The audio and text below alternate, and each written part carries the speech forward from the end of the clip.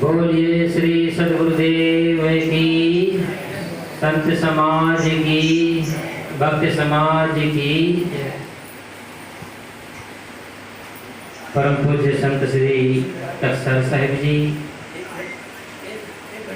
परम पूज्य संत श्री सफल साहिब जी, संत श्री ध्यान साहिब जी, मुदमंगल में संत समाज, दूर दूर से पधारे हुए प्रेमी भक्त सज्जनों, श्रद्धा भक्ति के स्रोत माता बहन बहनों, मुझे तो पता भी नहीं था कि आज यहाँ पर कोई कार्यक्रम है। मेरे साथ में कुछ भगत लोग आए थे, तो हम बनासाज जी के आश्रम में गए, वहाँ देखने के लिए, भक्त लोग दिखाने के लिए।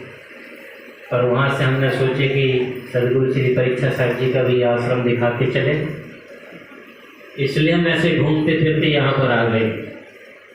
लेकिन हमें मालूम नहीं था कि यहाँ पर कोई कार्यक्रम का आयोजन रखा गया है। लेकिन यहाँ आने के बाद मेरे दिमाग में फट से बात याद आई कि आज सदगुरु श्री परीक्षा साहब जी की पुण्यतिथि है, 24 सितंबर। वो मेरे दिमाग में आ गई भक्त लोगों को देख करके।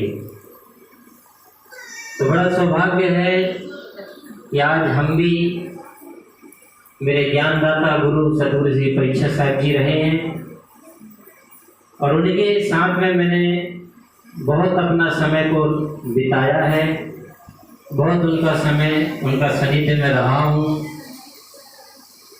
उनके मार्गदर्शन मैंने जीवन में बहुत कुछ पाया। और जो साधु की संगत और साधु की रहनी, साधु के जो गुण होना चाहिए था, वो मैंने परीक्षा साहब जी के अंदर से सीखा पाया। यूँ तो महापुरुष कहते हैं कि साधु किसे कहते हैं? कम खाना, कम सोना, कम दुनिया से प्रीत, कम कहना मुख से वचन, यही साधु की रीत। मैंने परीक्षा साहब जी के जीवन में देखा, कितने ही अच्छा से अच्छा भोजन बन जाए, लेकिन वो हमेशा कम ही भोजन ग्रहण करते थे। कभी उन्होंने ज़्यादा, जरूरत से ज़्यादा भोजन को ग्रहण नहीं किया। कभी कभी हम लोग भी अगर कभी मन के अनुकूल भोजन मिल जाए, वैसे मन के अनुकूल तो सदा ही मिलता है, लेकिन कभी कोई ऐसा स्वादिष्ट भोजन मिल जाए तो थोड़ा बहुत हम लोग भी ज़्यादा खा लेते थे। लेकिन साहिब जी के जीवन में मैंने देखा, कभी उनका ऐसा नियम नहीं रहा कि उन्होंने अपने नियम को तोड़ करके कभी भोजन को ज़्यादा ग्रहण किया होगा। क्योंकि जो साधनाशील महापुरुष होते हैं, जो जीवन में जागी हुए महापुरुष होते हैं, कुछ समाज के लिए करना चाहते हैं, वो अपने पेट भरने और पेट तक ही जीवन नहीं जीते हैं। इसलिए साहिब जी का जीवन था कम खाना, कम सोना। और साहिब जी कभी भी मैंने देखा है 6 घंटा से कभी 7 और 8 घंटा कभी उनको सोते नहीं देखा है। हमेशा कम से कम साहिब जी सोते थे। अगर सत्संगी कोई प्रेमी आकर के बैठ जाए तो फिर उनको रात के ना 10 दिखता था, ना 11, ना 12। मैं भी बोलता था कि साहिब जी नींद आ रही है, अब सो जाना चाहिए, भक्त लोगों को बोल दीजिए। तो साहिब जी कहते थे कि अपन लोग भगत लोगों से सेवा लेते हैं, भगत लोग अपने को अन्न देते हैं, भोजन देते हैं, वस्त्र देते हैं, भेंट बंदगी देते हैं, और दिन भर अपन लोग मात्र सोते तो हैं, अपन करते क्या, आराम ही तो करते हैं।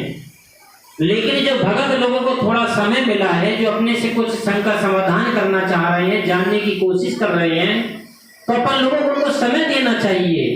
सत्संग के लिए कभी आलस नहीं करना चाहिए। साहिब जी इस प्रकार से हम लोगों को समझाते थे। तो साहिब जी कहते थे कि साधु को ज्यादा नहीं सोना चाहिए। अगर साधु ही सो जाएगा तो फिर वो साधना कब करेगा, अपना अध्ययन चिंतन कब करेगा? इसलिए साहिब जी की दूसरी विशेषता थी कि वो कम से कम सोते थे और कम दुनिया से प्रीत।